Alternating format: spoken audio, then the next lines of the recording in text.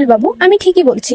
এই ছোটবেলার খেলনা পুতুল, এই গলার হার, এই কোনোটাই ঝুমকির নয়। এই সবকিছু আমাদের ছুটির। অবশেষে সাবিত্রীদের কথা শুনে সত্যি জেনে গেল অভি। প্রতীক্ষা ধারাবাহিকে দেখা যায় ঠাম্মি যখন কিছুতেই অভি এবং ছুটিকে বাড়িতে ঢুকতে দেয় না, তখন অভি ঠাম্মিকে বলে, ঠিক আছে ঠাম্মি, যতদিন তুমি না মানছো ততদিন আমি ছুটিকে নিয়ে গেস্ট হাউসে থাকবো। এরপরে দেখা যায় অভি এবং ছুটি গেস্ট হাউসে চলে যায়, কিন্তু সেখানে অভির মা গিয়ে হাজির হয় এবং অভিকে বলে যে, বাবা অভি, আমি জানি না তুই কেন এই বিয়েটা করেছিস, তবে আমি মনেও তোর মতো ওই ঝুমকিকে নিয়ে অনেক ডাউট আছে।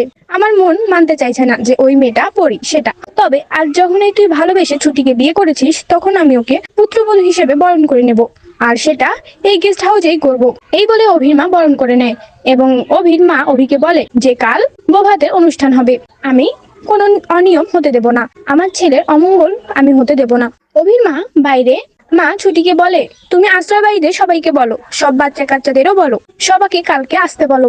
এরপরে দেখা যায় ছুটি এবং অভি দুজনেই সাবিত্রী দিকে আসতে বলে। পরদিন বৌভাতের অনুষ্ঠান শুরু হয়ে যায় এবং ওই গেস্ট হাউসেই থেমে থাকে না ঝুমকি। পুতুলটা হাতে নিয়ে ভাবতে থাকে, এটাই আমার, এই পুতুলটা নিয়ে অভির সামনে দাঁড়াতে হবে আর বারবার অভিকে ইমোশনালি ব্ল্যাকমেল করতে হবে।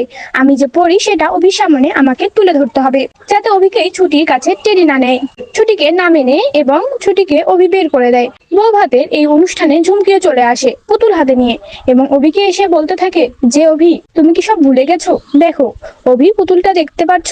তুমি ছোটবেলায় আমাকে কথা দিয়েছিলে এরকম করে আমাকে বউ সাজিয়ে তোমার বাড়িতে নিয়ে আসবে, আমি তোমার বউ হব।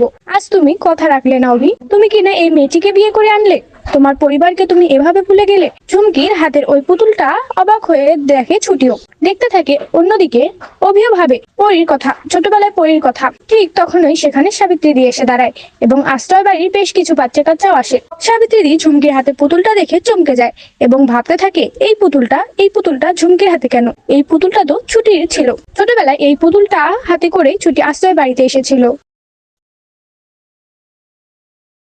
বারবার যখন ঝুমকি বলতে থাকে এই পুতুলের কথা এবং সেটা তার পুতুল, সামনে এগিয়ে যায় সাবিত্রী পুতুলটা হাতে নিয়ে বলে, উকিল বাবু, এটা ঝুমকির পুতুল নয়, এটা ছুটির পুতুল। এই পুতুল হাতে নিয়ে ছুটি আশ্রয় বাড়িতে এসেছিল। সাবিত্রীর কথা শুনে চমকে যায় অভি, চমকে যায় অভির মাও। তো বন্ধুরা, তোমরা এটাই চাও তো এভাবেই যেন মুখ খুলে সাবিত্রী ফাঁস করে সব সত্যি কমেন্টে জানাতে ভুলো না। ধন্যবাদ।